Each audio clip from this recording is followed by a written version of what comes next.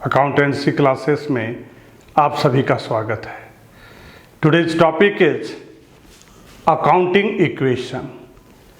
Accounting equation किसी business के बारे में बताता है कि उस बिजनेस का total assets is always equals to the amount of capital and liabilities. Accounting equation हमें यह बताता है कि किसी भी बिजनेस का जो एसेट होता है is always equals to the amount of liabilities and capital. अगर हम जितने भी ट्रांजैक्शन होंगे, बिजनेस ट्रांजैक्शन होंगे, जिससे एसेट, लायबिलिटी और कैपिटल में चेंजेज आता है, बिजनेस ट्रांजैक्शन से बिजनेस के एसेट, लायबिलिटी और कैपिटल में चेंजेज आ जाता है। इसके बाद भी अगर हम अकाउंटिंग इक्वेशन हमें यह बताता है कि amount of asset is always equals to the amount of capital and liabilities. Dear student, जितने भी ट्रांजैक्शन होंगे, ट्रांजैक्शन के बाद भी, बिजनेस में ट्रांजैक्शन के बाद भी एसेट, लायबिलिटी और कैपिटल के वैल्यू में चेंज हो जाता है। और चेंज के बाद भी अकाउंटिंग इक्वेशन हमें यह बताता है एसेट का जो वैल्यू है, किसी बिजनेस के एसेट का जो वैल्यू है is always equals to the amount of capital and liabilities. Also अगर एसेट में इंक्रीज करता है, अकाउंटिंग इक्वेशन हमें यह बताता है कि अगर एसेट में इंक्रीज करता है तो निश्चित रूप से कैपिटल या लायबिलिटी के अमाउंट में इंक्रीज होता है। So dear student, today's topic is accounting equation. Accounting equation signify the value of asset is always equals to the amount of liabilities and capital. This is the format of accounting equation. This is the format of accounting equation. Serial number. First column is serial number. Second column is transaction. Third is assets and fourth is liabilities plus capital. This is the format for accounting equation. In accounting equation, first column is serial number, second is transaction, third is assets and fourth is liabilities plus capital. जब भी आप accounting equation के question को बनाएंगे तो आप counting कर लीजिए कि उसमें नंबर ऑफ क्वेश्चन कितने हैं। अगर 5 है तो 1 2 3 4 5 कॉलम ड्रॉ करेंगे, 4 है तो 4, 5 है तो 5, 6 है तो 6, 7 है तो 7, 8 है तो 8। जितने आपके नंबर ऑफ स्टेटमेंट होंगे उतने ही ये बॉक्सेस होंगे, ये कॉलम होंगे। और जो हमारा सेकंड बॉक्स, थर्ड बॉक्स होगा, फर्स्ट, सेकंड, थर्ड बॉक्स, वहाँ पर हम इक्वेशन लिखेंगे और बाकी सब में लिखेंगे new equation, new equation, new equation. Assets question को पढ़ करके आप डिसाइड करेंगे कि क्वेश्चन में एसेट्स के कौन कौन आइटम प्रेजेंट हैं। जिस क्वेश्चन को हम बनाने जा रहे हैं उसमें कैश है, स्टॉक है, फर्नीचर है, डेटर है। और अगर हम लायबिलिटी और कैपिटल की बात करेंगे तो उसमें क्रेडिटर और कैपिटल है। ये डिपेंड करता है आपके क्वेश्चन पर। क्वेश्चन को आप केयरफुल्ली पढ़ेंगे। और पिछले वीडियो में हमने आपको बेसिक अकाउंटिंग टर्म में एसेट और लायबिलिटीज के बारे में डिटेल में आपको मैंने पढ़ाया है। तो बार बार आप उस वीडियो को देखेंगे ताकि आपके दिमाग में बिजनेस के जो एसेट हैं और जो लायबिलिटी है वो सेट कर जाएगा, क्योंकि बार बार हम एसेट और लायबिलिटी का यूज करेंगे तो आपके दिमाग में कंफ्यूजन आएगा कि सर ये एसेट और लायबिलिटी क्या होता है। इसलिए आप उस वीडियो को देखिए, बेसिक अकाउंटिंग टर्म में टॉपिक स्पेशली है लायबिलिटी और एसेट का। So this is the format for accounting equation. Here is example number 1। आपके लिए हम एक एग्जाम्पल के द्वारा बताएंगे अकाउंटिंग इक्वेशन के क्वेश्चन को आप कैसे बनाओगे। जो भी इंफॉर्मेशन है आपके पास, first of all you will put on the transaction boxes. आपके पास जो क्वेश्चन है उसको आप ट्रांजैक्शन के कॉलम में पुट कर देंगे। आपके पास 8 है, क्वेश्चन नंबर 1 को 1 में, 2 को 2 में, 3 को 3 में, 4 को 4, 5, 6, 7, 8 में। Then read the question, be carefully. Mohan started business with cash rupees 80,000। Mohan के द्वारा बिजनेस शुरू किया गया 80,000 से। दैट मीन्स बिजनेस में कैश कितना आया? 80,000। तो यहां कैश है, यू विल पुट हियर 80,000। आपने बिजनेस में कितना इन्वेस्ट किया? 80,000। हमेशा याद रखिएगा, बिजनेस और बिजनेस का मालिक ये दो अलग अलग है। मोहन ने अपने बिजनेस में 80,000 इन्वेस्ट किया। दैट मीन्स बिजनेस में कैश, अब बिजनेस में कैश हो गया क्या? 80,000। और ये 80,000 क्या है बिजनेस के लिए? कैपिटल है। मोहन ने अपने बिजनेस में 80,000 कैश इन्वेस्ट किया। जैसा कि हमने आपको बताया है कि बिजनेस और बिजनेस का मालिक ये दो अलग अलग लोग हैं। यहाँ पर मोहन बिजनेस का मालिक है और उसने अपने बिजनेस में 80,000 कैश इन्वेस्ट किया। तो यहाँ पर आपको देखना है कि बिजनेस में क्या आया? कैश आया। कितना? 80,000।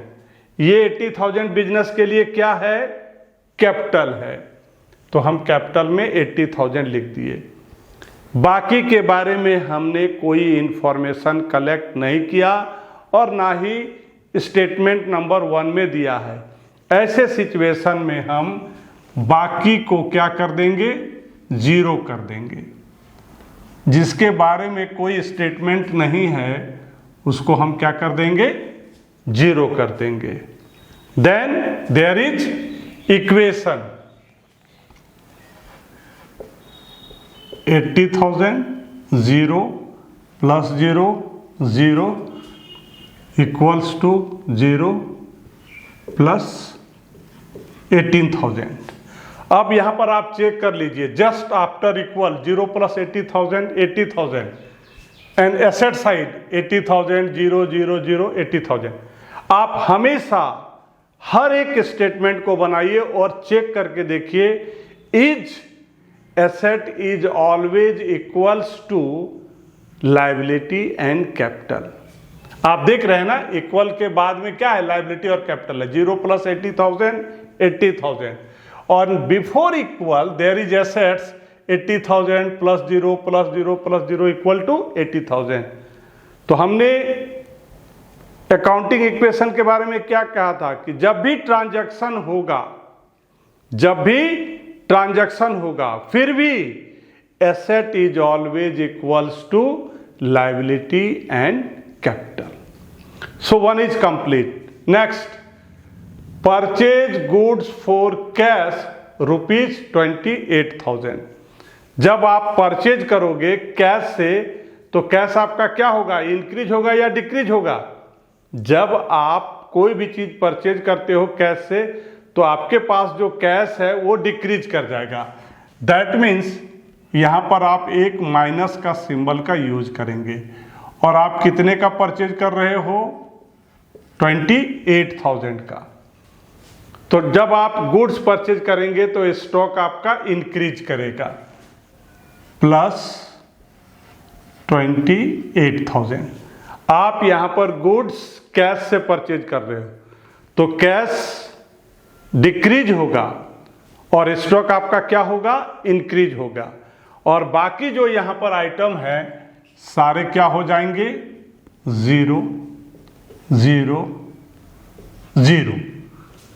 अब इसमें हम माइनस करेंगे 0 0 0 2 5 52,000 28,000 0 0 0 एंड 80,000। फिर एक बार चेक करते हैं। इक्वल के बाद में 80 प्लस 0 80,000, बिफोर इक्वल 52 प्लस 28 80,000। कोई भी ट्रांजैक्शन होगा आप देखेंगे asset is always equals to amount of liabilities and capital. मेरा 2 स्टेटमेंट कंप्लीट हो गया। Third, purchase goods on credit. अभी हम क्या कर रहे हैं? उधार में परचेज कर रहे हैं। उधार खरीदिए या कैश से खरीदिए, आपके पास स्टॉक क्या होगा? जब भी आप परचेज कीजिएगा इंक्रीज कीजिएगा। 20,000, तो हमारा स्टॉक में क्या हो गया? 20,000 का इंक्रीज कर गया। इसको हम कैसे खरीद रहे हैं? उधार में। Person home purchase goods on credit, उसको हम लोग बोलते हैं क्रेडिटर। तो आपका क्या हो गया? क्रेडिटर 20,000 इंक्रीज कर गया। जब आप उधार में गुड्स परचेज करेंगे तो स्टॉक इंक्रीज करेगा और आपकी जो लायबिलिटी है वो भी इंक्रीज करेगी। क्रेडिटर किसको बोलते हैं? जिससे हम लोग उधार में गुड्स परचेज करते हैं, परचेज गुड्स ऑन क्रेडिट, इसलिए प्लस 20,000। यहां पर मेरा स्टॉक भी इंक्रीज कर रहा है और लायबिलिटी भी। जब आपको लगेगा कि इंक्रीज हो रहा है तो ऐसे सिचुएशन में आपको क्या करना है? प्लस करना है। बाकी स्टेटमेंट के बारे में मैंने कुछ नहीं कहा, सो इट विल बी 0। तो बाकी को हम क्या कर देंगे? 0 कर देंगे। 0 0। अब हमारा न्यू इक्वेशन होगा 80 plus 0 it will B 80,000, 0 plus 20 it will be what? 20,000, 0 plus 0 0, 0 plus 0 0, 48,000, 52 plus 0 it's become 52,000। Now अभी ट्रांजैक्शन हुआ, परचेज गुड्स ऑन क्रेडिट। फिर चेक करते हैं। After equal 80 plus 20 1 lakhs, before equal that means assets 52 plus 48 it also 1 lakhs। कोई भी transaction होगा but always asset is equals to liability and capital. Now next is number 4, paid rent ₹2,000, sorry purchase furniture for cash ₹6,000। जब भी हम purchase करेंगे, यहां पर furniture purchase कर रहे हैं फॉर कैश, तो कैश हमारा क्या होगा? माइनस में 6,000। कैश जा रहा है और क्या आ रहा है? फर्नीचर। तो जो चीज आता है उसको हम लोग प्लस करते हैं। यहां पर 6,000 मेरा बिजनेस से बाहर गया और हमने फर्नीचर परचेज किया, तो हमारे पास क्या आया? 6,000 का फर्नीचर आया। बाकी स्टेटमेंट के बारे में हमने कुछ नहीं कहा, तो बाकी क्या हो जाएंगे? 0 हो जाएंगे। अब नया इक्वेशन बनेगा 80 plus 0 80,000, 20 plus 0, 20,000, 0 plus 0, 0, 0 plus 6,000, 6,000, 48 plus 0, 48,000, 52 minus 6, 46,000। फिर हम लोग चेक करेंगे, अभी जब भी ट्रांजैक्शन होगा तो एक बार चेक करेंगे।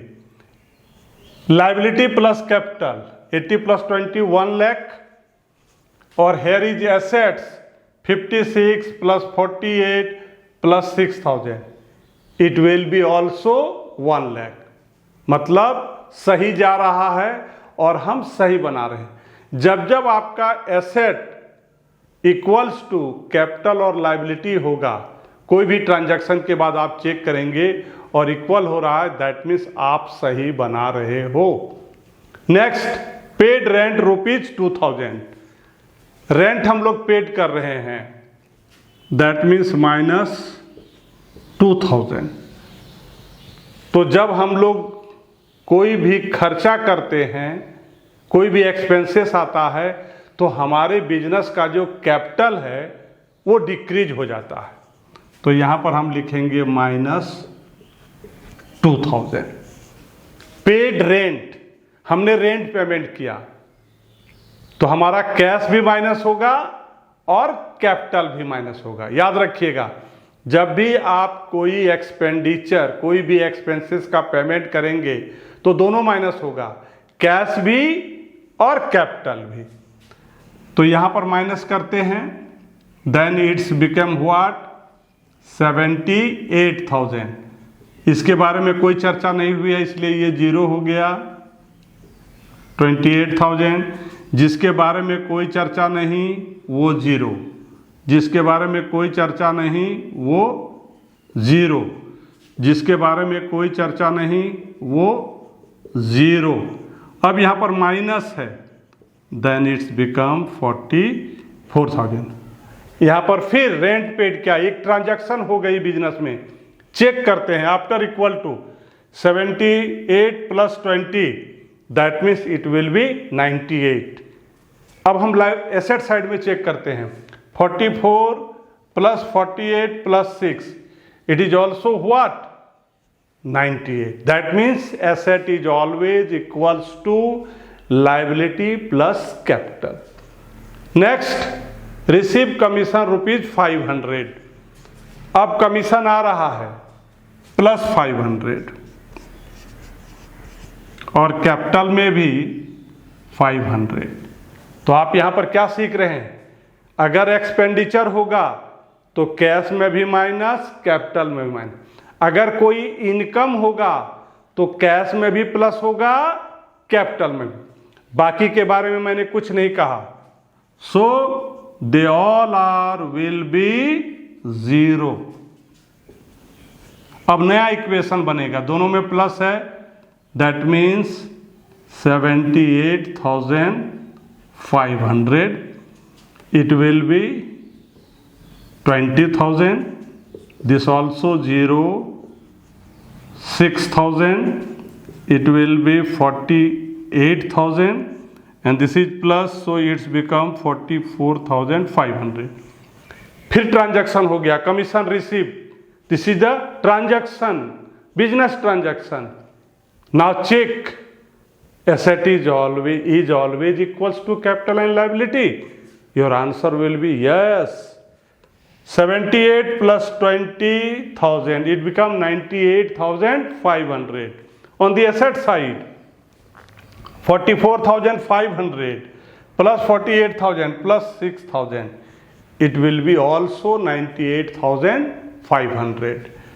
Next is withdrawal of cash for private use rupees 3,000.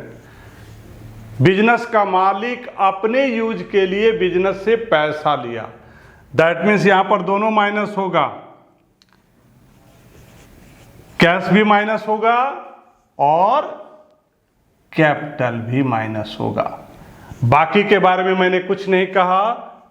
So all they are will be zero. यहाँ पर माइनस करना है 0 0 5 5 5. It will also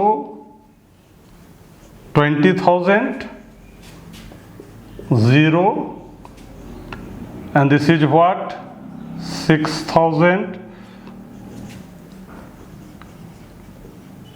48,000, or here is 41,500. This is transaction withdrawal of 3,000 for private use on the after equal 75 plus 20 95,500 liability plus capital. On asset side 41,500 48,000 plus 600. After adding you will get 95,500. So asset is always equals to capital and liability. 8. Sold goods on credit for rupees 40,000. 40,000 on credit. जिसको हम good cell करते हैं credit में उसको बोलते हैं debtor. That means debtor is 40,000. Cost of goods 30,000. तो हमारा जो स्टॉक है 30,000 माइनस हो गया. 30,000 के गुड्स को हमने सेल किया तो स्टॉक मेरा 30,000 माइनस करेगा. जिसको हम सेल गुड्स के क्रेडिट में वो है डेटर प्लस 40. इसमें 10,000 का प्रॉफिट हुआ तो इसको हम कैपिटल में प्लस कर देते हैं. जब भी प्रॉफिट होता है तो कैपिटल में प्लस कर देते हैं. And rest are 0. 41,500. Here is 18,000, 6,000, 40,000, 20,000 plus 85,500. अगर हम ऐड करेंगे लायबिलिटी और कैपिटल को देन इट विल बी 1,05,500. 1,05,500. अब हम एसेट साइड को ऐड करते हैं. 41,500, 18,000, 6,000 and 40,000.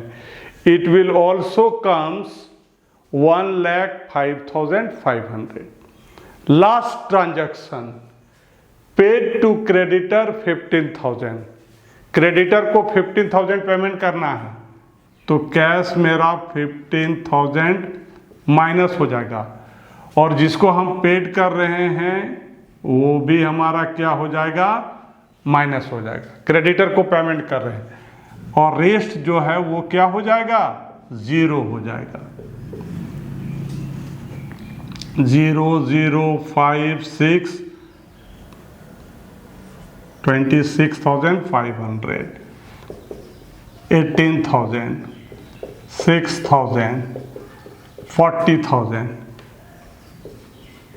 5,000 or it will be 85,500. This is the final equation. Here is balance sheet. Put the value. Cash is 26,500 and stock is